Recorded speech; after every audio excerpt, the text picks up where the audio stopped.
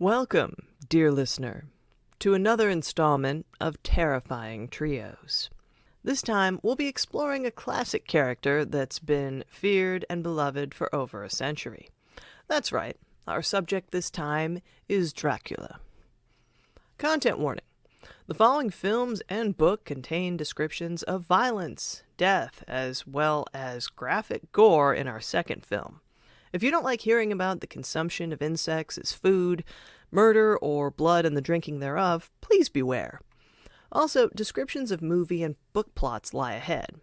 If you aren't interested in spoilers, watch and or read this month's titles before returning to this recording. Viewer and reader discretion is advised. Technically, I'll be discussing 3 films this time, because fun fact, 2 Dracula films were made by Universal Pictures in 1931. And they were shot using the same sets, but with different actors. The English-language cast stars Bela Lugosi in the role that would define his life as an actor. He'd long played Dracula on stage and was very aware that the character was both repellent and magnetic, a terrifying figure that inspired morbid curiosity. This version is the movie that many are familiar with thanks to striking visuals. Bela in his cape, his eyes lit with the rest of him in shadow, even if they've never seen the film. The English-language version of Dracula was shot in the morning, and the Spanish-language version was filmed in the afternoon. It's been argued that the Spanish-language version is the better film overall, and with good reason.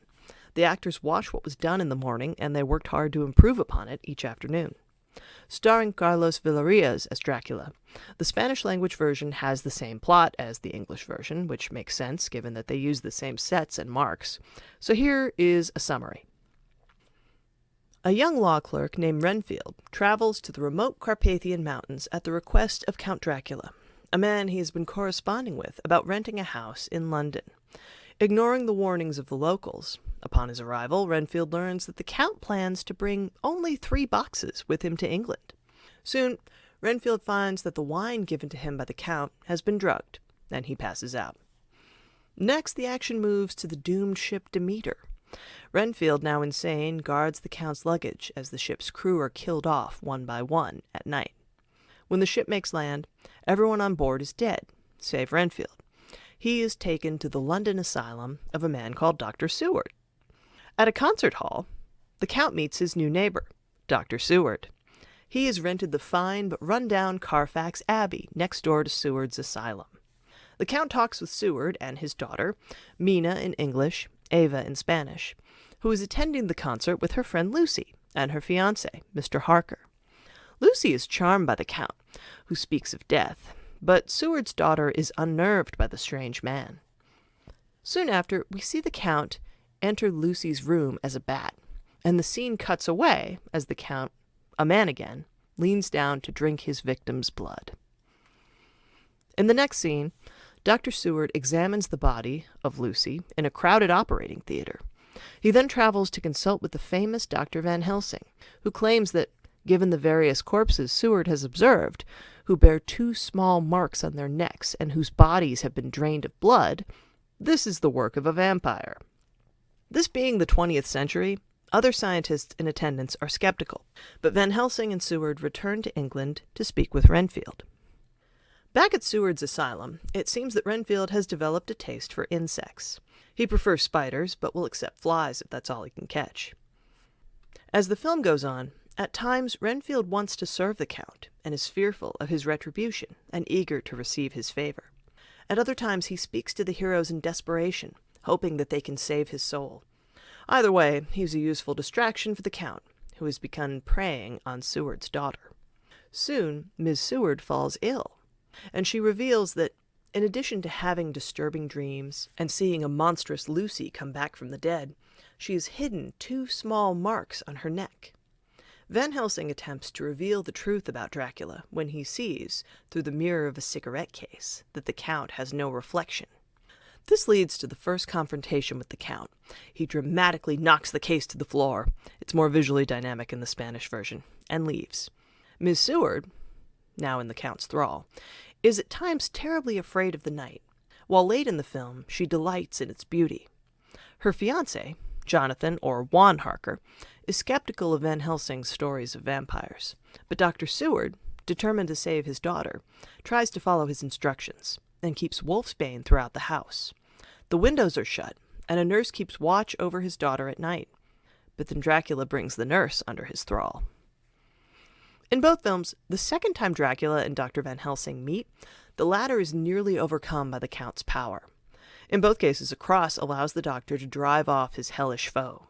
By this time, Ms. Seward is feeling better, and presumably at Dracula's command, tells her fiancé to open the windows and has the nurse get rid of the unpleasant flowers Van Helsing has brought. Outside, the young lovers enjoy some fresh air and see a bat. And in the Spanish version, our heroine actually attempts to bite her fiancé's neck.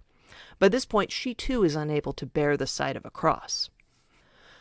The climax of both films happens at the visually striking set that is Carfax Abbey.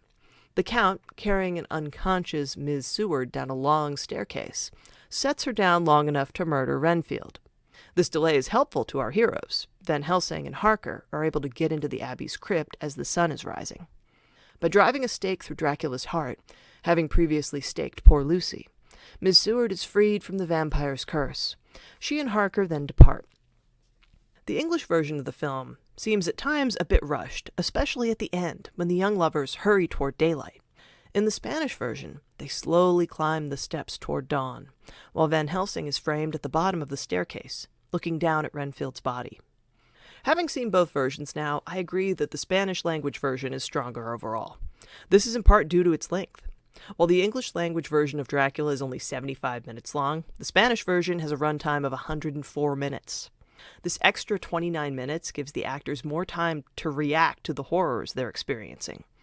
I'm a firm believer in the idea that movies don't always have to be 2 hours long, but in adapting a novel, it can be useful to let things breathe more.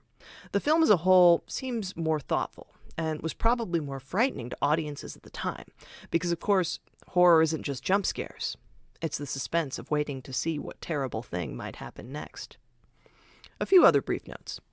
Both movies feature some unsettling cinematography. There are shots where the camera moves with just a bit of unsteadiness, which was very unusual for this time. It's as if they were trying to knock the viewer off balance. Renfield's performance is disturbing in both films, but while Dwight Frye's manic energy is incredible, his madness palpable, so too is Pablo Alvarez Rubio's horror at the strangeness of Dracula. Even when he's determined to close the business deal that he had corresponded with the Count about, he often pauses, watching his host, and you can almost see the wheels turning in his head. Something is terribly wrong, but he can't articulate what at the start of the film. He seems to understand, by the time a door opens and closes by itself, that it's much too late for him to escape. With both films, one might reasonably ask, with all of London, his potential hunting grounds, why would Dracula choose to feed upon Dr. Seward's daughter, who lives just next door to the Count's London home? The answer, based on the Count's character in the novel and films, seems to be hubris. He assumes that he'll be able to hunt in England as he always did back in the Carpathian Mountains, without restraint or consequence. Maybe he'll become a sort of boogeyman to the locals, but they'd never dare try to stop him. Dracula doesn't believe he'll be caught. He doesn't even consider the possibility until he meets Van Helsing. Fun fact, Lupita Tovar, who played Eva Seward in the Spanish-language Dracula and who passed away in 2016 at age 106, is director Chris Weitz' grandmother. Chris Weitz directed New Moon, the second Twilight film, a detail which I find delightful. Dracula, both versions, kickstarted universal horror as we know it today. There was a time in the 1930s when horror seemed to be in a kind of decline, but a double feature that included Dracula and Frankenstein was wildly popular and helped to revive the genre. If you're a horror fan today, it's definitely worth checking these films out. I give this classic pair 2 out of 2 stakes through the heart.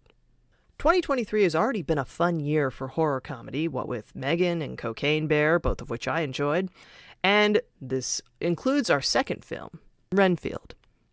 Renfield is the story of Robert Montague Renfield, who has been Dracula's familiar for nearly a century when the movie begins.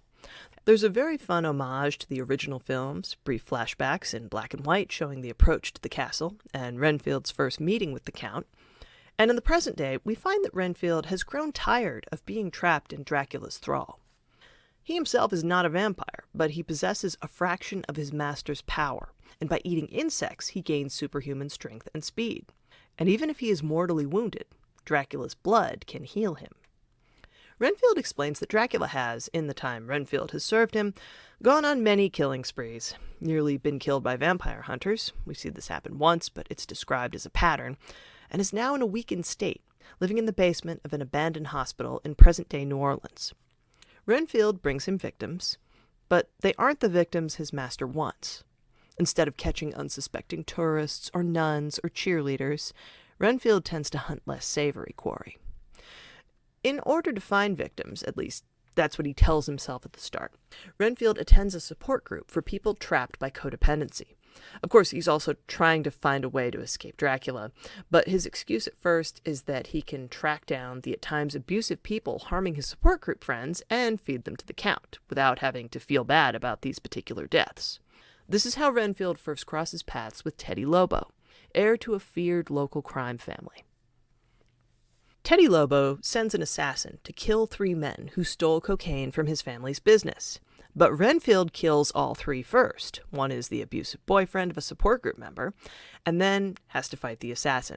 Teddy flees when Renfield punches the assassin's head off his body, knocking it into the side of Teddy's sports car.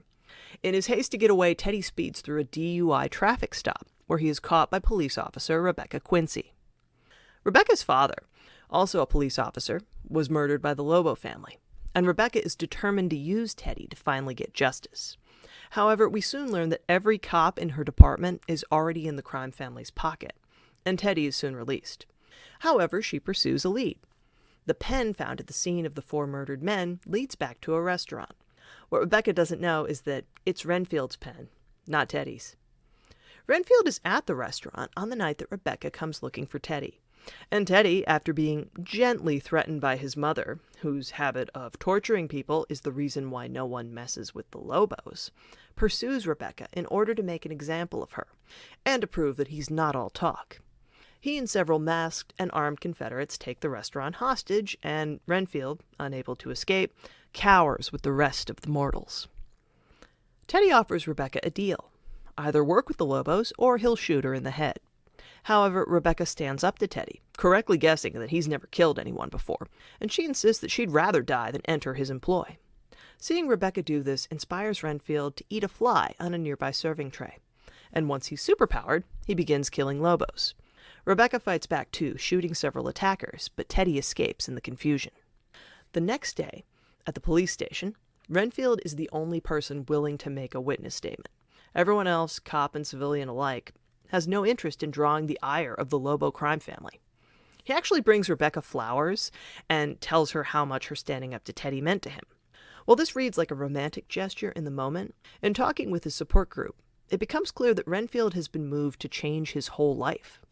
He rents an apartment, buys new clothes, and generally tries to pursue an ordinary human existence again after years of dwelling in basements with Dracula. However, when the Lobos go looking for Renfield to get revenge, Teddy and his goons instead find their way to the abandoned hospital, and they meet the Count. Sensing that Renfield isn't terribly eager to help with his new world domination plan, Dracula, now looking more human and less like a decaying corpse after finally drinking enough blood, makes Teddy a new thrall. This is after killing Renfield's entire support group, leaving Renfield in Rebecca's custody, since he was left alone in a room full of dead people and was subsequently arrested. However, when Rebecca attempts to take Renfield to the police station, she finds herself surrounded, both by police and Lobos. Even her own partner has betrayed her at this point, and Teddy's mother, who wants to find her son, offers to trade for Renfield. Rebecca's captain assures her that she'll be promoted, won't be stuck with DUI duty anymore, blah blah blah. But Rebecca, after pretending to agree to the deal, shoots a nearby transformer and flees the scene with Renfield. They're able to escape, but she's wounded in the process. Rebecca, waking up at Renfield's apartment, is less than thrilled when the man who seemed to be her ally claims that he's been working for Count Dracula. A phone call from her sister, an FBI agent, reveals that Renfield really is decades older than he looks, and his DNA has been found at crime scenes all over the world, making him perhaps the most prolific serial killer and/or accessory ever. Rebecca plans to meet her sister with Renfield in tow, but first they have to fight off an army of cops and Lobos in a very fun and very gory action sequence. When the two finally make their way to Café du Monde, presumably after a quick stop to change out of their bloody clothes, Renfield shows Rebecca a picture of his wife and daughter. He admits that Dracula was able to ensnare him, not because he just wanted to give his family a better life, but because he wanted what the Count promised. Dracula is, of course, a monster, both literally and figuratively, though, like most narcissists, he makes himself out to be the victim of Renfield and Renfield's incompetence. But to really free himself from his former master's thrall, Renfield has to admit the truth. He's done terrible things, and he wasn't acting out of fear. He had agency, and he was trying to save himself. Rebecca points out that Renfield wanting to do better is important. When she calls her sister and discovers that she's been kidnapped by the Lobos, who are now working with Dracula, they agree to take down their enemies together. At first, Renfield demurs, not wanting Rebecca to get hurt, but Rebecca points out that caring for anyone is a risk, and if he won't go with her, she'd just go after her sister anyway. So after picking up lots of weapons, ammo, and bugs for Renfield to eat, they storm the Lobos' headquarters. The scene where Teddy snorts a centipede as if it's cocaine is just delightful. This movie has received middling reviews from critics, but I'm with the audience's reception on this one. Rotten Tomatoes has a quote that simply says, "You'll enjoy Renfield more if you're ready for a lot of campy humor. But why else would you be watching a Nicolas Cage vampire movie?" And truly, Nick Cage seems to be having a ton of fun playing Dracula. I certainly had a great time watching him. He and Nicholas Hoult have a great dynamic, and Dracula, while charming at times, is clearly a predator here. There are no sexy neck bites, just Nick Cage tearing into victims' intestines. Something else I appreciate about this movie is that though Renfield and Rebecca admire each other and work together to achieve a common goal, the movie doesn't force a romance into the story. They kill a lot of people together, and they eventually have a great time destroying Dracula's body, but the movie ends with the two as friends. This is, in many ways, the asexual vampire movie of my dreams. There's no doom romance here, no pale, captivating men that women just can't stay away from. The movie is firmly centered in Renfield's escaping the toxic relationship he has with Dracula, while learning simultaneously to have a better relationship with himself. I give this movie 3 out of 4 cups of powerful, healing Dracula blood. Last, our book this month is Dracula, the classic novel by Bram Stoker. But there's a twist. Dracula Daily begins on May 3rd and ends on November 7th. The idea is that every day the novel takes place, you'll get an email with the text of the novel for that day. This includes letters, diary entries, and other writings that tell the story not as it's arranged in the novel, but as events occur chronologically. By the way, if you want to sign up for Dracula Daily, just Google it, it'll come up, and you can sign up through your own email. Though films share a lot of similarities with the novel, here's a brief description of Dracula. The novel begins with young solicitor Jonathan Harker writing to his fiancée, Mina. He tells her of his travels, his eagerness to see her again, and the strangeness of Count Dracula, which he attributes to the man's long estrangement from life outside his crumbling castle. He also treats the warnings by locals as an aspect of their foreign culture. Soon, of course, the tone of Jonathan's letters changes. Something is wrong, and by the time he witnesses the Count skittering along the outside of the castle walls like a lizard, there can be no doubt that his host isn't exactly human. Also, Jonathan is unable to leave the castle. While Jonathan's fate is for a time uncertain, we travel to England and meet Mina Murray and her dear friend Lucy, who is considering which of 3 suitors to marry. Arthur Holmwood is a lord, Quincy, get it, like Rebecca Quincy, Morris is a cowboy. Yes, really. And John Seward is a doctor who runs an asylum. You can see why the movies often alter these roles or combine them or eliminate them entirely to save time. Part of what makes Dracula Daily so much fun is the juxtaposition between different characters' points of view. This fact has been thoroughly celebrated in memes. Another quick Google search will reveal that as Jonathan Harker chafes in terrified captivity, Mina writes a worried but hopeful letter to Lucy. And Dracula, who hasn't eaten human food in some time and is, at the start of the novel, pretending to be his own human servants, must think he's doing a fine job of navigating human eating and drinking habits. Of course, this novel is what made the name Dracula synonymous with vampire. It must have been something to read as a new novel in 1897 and wonder why Harker's host doesn't drink wine. The original films in many ways follow the book. Lucy does eventually die after being bitten, and she is staked in the interest of saving her soul. But her fiancés join with Dr. Van Helsing to save Mina once she is targeted. And Jonathan Harker, though traumatized by the Count, fights valiantly to save his love. Mina, too, does what she can against Dracula, and even Renfield has a more tragic and helpful role to play. After last reading this novel in high school, I'm looking forward to taking part in Dracula Daily this year. As with many novels from the 19th century, there is racism against the Romany people, and sexism here. The heroines are beloved but have less agency than many modern readers would prefer. However, the reason that this story has persisted and is such a popular subject for adaptation in films is because it's genuinely entertaining, and the camaraderie between the characters seeking to defeat Dracula is especially enjoyable in the novel. The men in this book, including 3 who start out as romantic rivals, put aside their differences and work together to defeat a foreign enemy attempting to colonize a British woman's body and soul. Yes, there's xenophobia here too. Fear of men from strange lands coming after marriageable women is certainly a theme, but of course, Dracula is depicted as more than a symbolic danger. He is a very real, utterly monstrous threat to men and women alike. He doesn't just take blood. He destroys lives and sanity. He has the cunning of both man and beast. And as the many, many films about him demonstrate, even if the heroes triumph and manage to destroy his physical form, Dracula never stays dead for long. Thanks for listening, and I'll be back again soon with another terrifying trio.